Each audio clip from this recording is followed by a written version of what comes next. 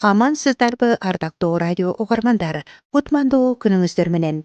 Сиздерге жан дүйнөдөгү тынчтыкты, көңүлдөгү кубанычты, түбөлүктү бакытты каалайбыз. Бүгүн биз угулуу, канааттануу, сүйүүдө тынчтануу деген теманын айланасында сөз кылабыз. Микрофондо Жумагүл Казыбаева.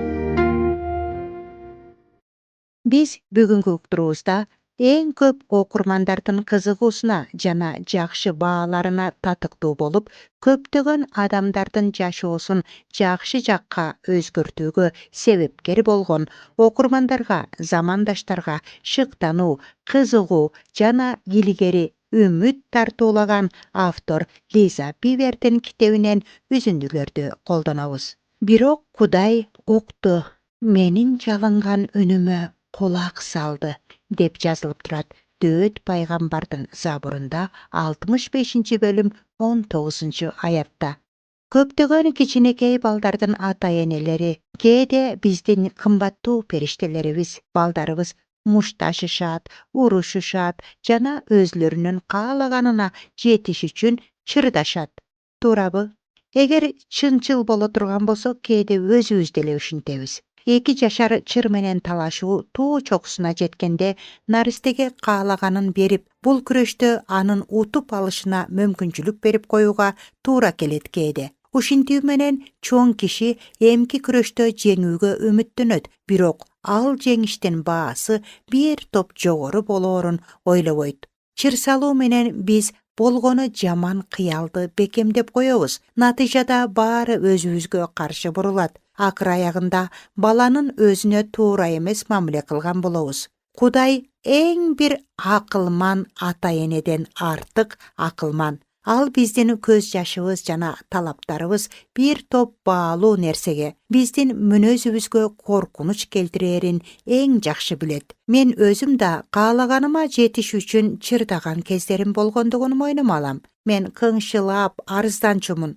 Кудайым, эмне үчүн алардын мунусу бар, меники жок? Же Теңир, сен билесиң го, чындык мен тарапта экендигин көрүп турасың го, аларга ушуну көрсөтүп койчу, деп айтчумун. Айрыкча мен күйөөм жана башкалар менен талаш пайда болгон кезде ушинтип арызданчумун Кудайга. Кудай менин канчалык чынчыл экендигимди аларга айтса деп абдан каалачумун, элестетчүмүн. Албетте, мен мындай суранууларыма эч качан жооп алган эмесмин жана ал үчүн Кудайга азыр ыраазычылыгымды билдирем. Анткени Кудай бизге биз каалаганды эмес, бизге керектүүнү бергиси келет. Сыйынуунун жоопсуз калгандыгынын көптөгөн себептери бар, бирок бул Кудай бизди укпагандыгы үчүн эмес. Ошол учурда биз түшүнбөгөндүгүбүз менен, ал дайыма жогорку жыргалчылыгыбыз үчүн кам көргөндүгү менен байланыштуу. Биздин сыйынуубуз жан дүйнөбүздөн чыгып жатабы же убактылуу эле өзүмчүлдүк каалообуздан улам айтылып жатабы? Ал мунун бардыгын так билет. Ал түбөлүк ойлорго жооп бергендей аракеттенет. Ишенимде өсүү менен мен өзүмдү жана башка адамдарды Кудайга ишенип тапшырууга үйрөнүп жатам. Анын адилеттүүлүгү мен айтпасам деле салтанат курат. Биз дайыма Кудай биздин жашообуздун үстүнөн болгон өзүнүн жеткилең бийлигин көрсөтүү менен ал бизди угат жана жооп берет деген ишенимде болушубуз керек. Кудайым, мен сүйлөгөн кезимде сен мени өз акылмандыгың жана эркиң менен жан дилиңден угуп жана жооп берериң үчүн мен сага ыраазымын. Менин келечегим сенин колуңда гана ишеништүү, деп айтканда эч качан жаңылбайбыз.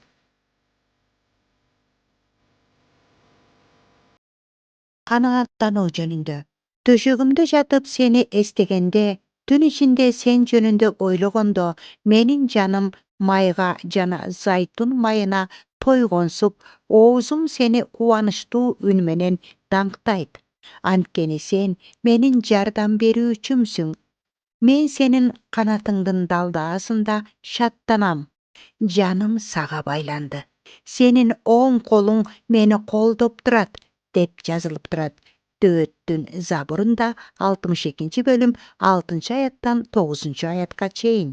Силерди стол сына тургандай тамак аштар коюлган банкетке чакырышканын, бирок силер өзүңөрдү кармап турган маалды элестетип көрсөңөр, тамак аштарды жеп силер рахат алдыңар, бирок ашыкча тойгон жоксуңар. Тойдон кийин уктаганда силер ыңгайсыздыкты же оордукту сезген жоксуңар.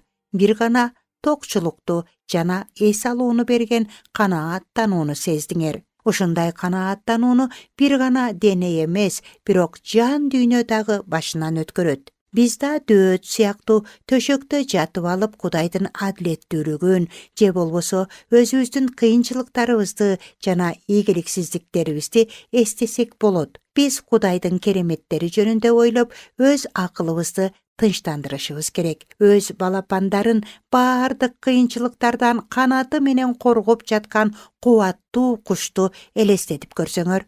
Ошондо уйку бизге эс алуу жана калыптанууну берет. Мындайда ыраазычылык жана урматтоо атмосферасында жүрөгүбүз жашообуздагы Теңирдин жардамы жана коргоосу жөнүндө айтат. Уйку бул чоң табышмак. Бул убакытта биз өзгөчө алсыз болобуз. Эс учубуз өчүрүлөт жана биз бир нече саатка реалдуулуктан тышкары чыгып кеткен сыяктуу абалда болобуз. Көбүнчөбүз азыркыга караганда бала кезибизде бекем муктачыбыз. Балдар канааттангандыктан жана бейкапар болгондуктан күндүзгү түйшүктөрдү оңой эле унутуп, түндүн кучагына оңой эле багынып беришет. Чоңдор үчүн болсо, жыл өткөн сайын күндүзгү ызы чууну түнкү бейпилдиктен ажыратуу абдан кыйын болуп бара жатат. Биз көп учурда төшөгүбүзгө бизге керек эмес болгон нерселерди ала жатабыз. Жыйынтыгында тынчсыздануу менен коркунучтар биз менен таң атканча бирге калат. Биз болсо кечиндегиден да көбүрөөк чарчаган абалда ойгонобуз. Адам уйкунун алдында тынчсызданган ой жүгүртүүлөргө жол берсе, жакшы уктай албайт. Түн бул көздөрүңдү жумуп, өткөн күндү кое берип жана жүрөгүңдү Кудайга ача турган убакыт.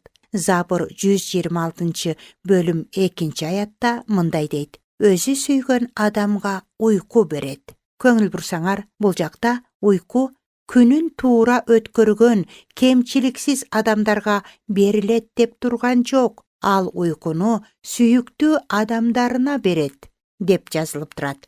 Алар болсо силерсиңер. Кудай бардык адамдарды сүйөт. Силерди бүгүнкү түнү Кудайдын жакшылыгы жана коргоочу сүйүүсү жамындырып жаткандыгын элестетүүңөрдү каалайт элем. Эгерде силер өзүңөргө толугу менен ага ишенүүгө мүмкүнчүлүк бере турган болсоңор, мен ишенем, эртең менен ойгонгондо жүрөгүңөрдө ыраазычылык ырларын угасыңар. Кудайым, мен ар бир түндө жашап өткөн күндүн кемчиликтерин кое берип, сенин кемчиликсиз сүйүүң жөнүндөгү ой жүгүртүүлөргө кирем. Сен мени сүйөсүң, анткени сен сүйүүнүн өзүсүң. Мага уйку бергендигиң үчүн ыраазымын деп жатууга аракеттениңиздер.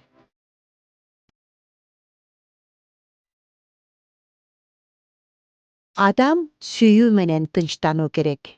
Ыйык жазууда Сепания китеби 3-бөлүм 17-аятта мындай деп жазылат: сенин Кудай Теңириң сени менен, анын сени куткарганга күчү жетет. Ал сен үчүн абдан кубанат, өз сүйүүсү менен сага ырайым кылат, сен жөнүндө шаттанып салтанат курат.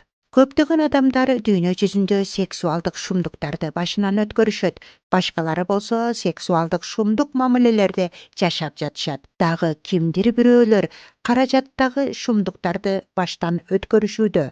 Мен тири шумдуктар менен күрөшүүнүн эң жакшы ыкмасы бул кыялдануу деген тыянакка келдим.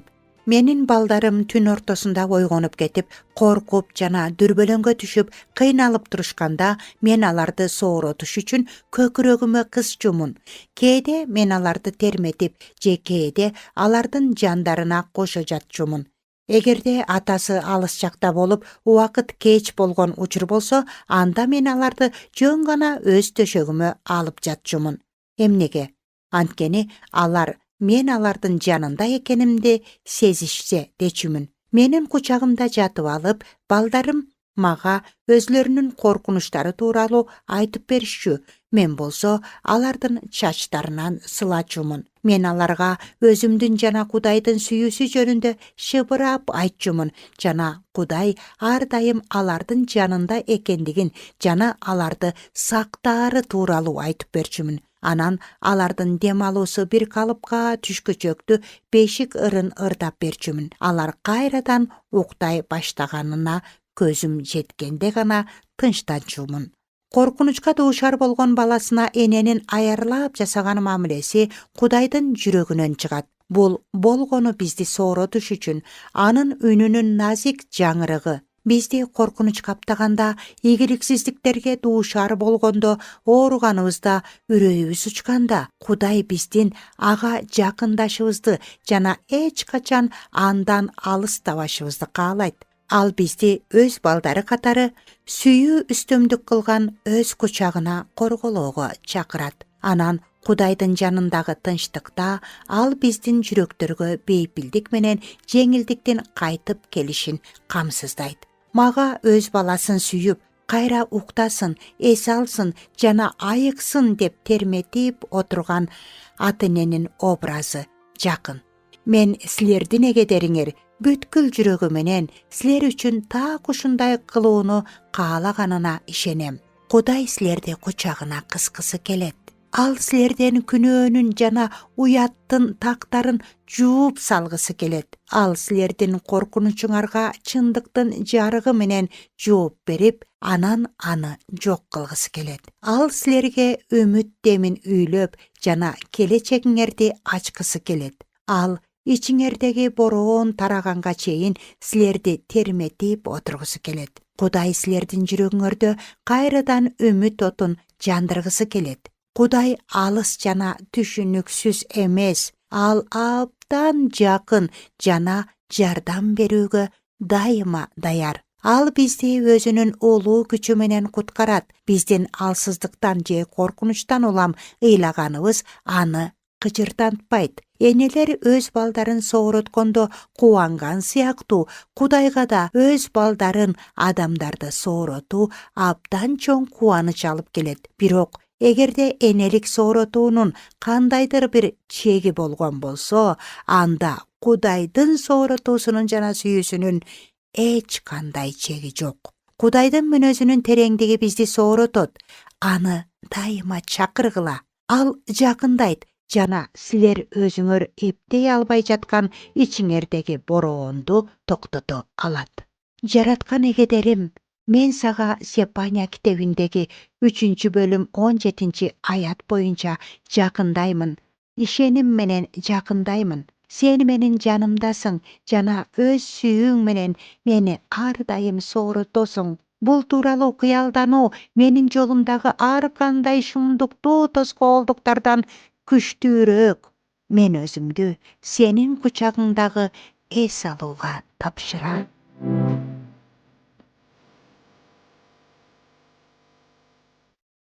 Кудай тарабынан сакталгандар. Баарынан да сактай тургандан жүрөгүңдү сакта, анткени өмүрдүн булагы анда деп жазылып турат. Накыл сөздөр китебинде 4-бөлүм 23-аятта. Силердин үйүңөрдө кайсы буюм абдан баалуу? Эгерде аны уурдап кетишсе же ал жоголуп калса эмне болмок? Балким силер аны сактаган акчаңардын эсебинен калыбына келтирип кое алаттырсыңар. Албетте бул жагымсыз, түйшүктүү болмок, бирок катуу кырсык эмес. Силердин үйүңөрдөгү кайсы нерсе эмоциялык жактан силерге кымбатыраак? Балким мага окшоп эски сүрөттөр сакталган альбомдор же башка эстей турган нерселерге байланышкан бир нерседир. Эгерде ушундай нерселер жоголуп кете турган болсо, анда аны калыбына келтирүүгө таптакыр мүмкүн эмес. Болгону анын жоголгондугуна ынанып, баш ийүү гана калат. Мындай кырдаалда силерге аябай эле жаман болмок, бирок жашоо улана берет. Чындык мына мында. Эгерде үйүңөргө ууру кирип, силерге материалдык же эмоциялык жактан баалуу болгон нерсени уурдап кеткен болсо, ал баары бир эң кымбат казынаны силердин жүрөгүңөрдү уурдай албайт. Ошондуктан ошон үчүн дагы силер кайра үмүт отун жандырып, эртеңкиге жылмая карасаңар. Ошондуктан да силер үмүттөн ажырабай, эртеңки күндү кубаныч менен тоссоңор болот. Чынында жүрөк качан уурдалат?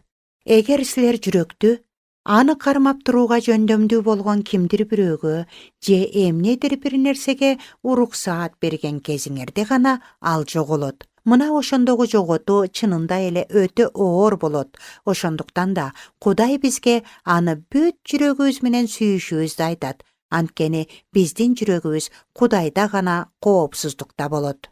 Бизди өз жүрөгүбүздү сактоого чакырган аят ошондой эле таза, жаңы, коопсуз суудай.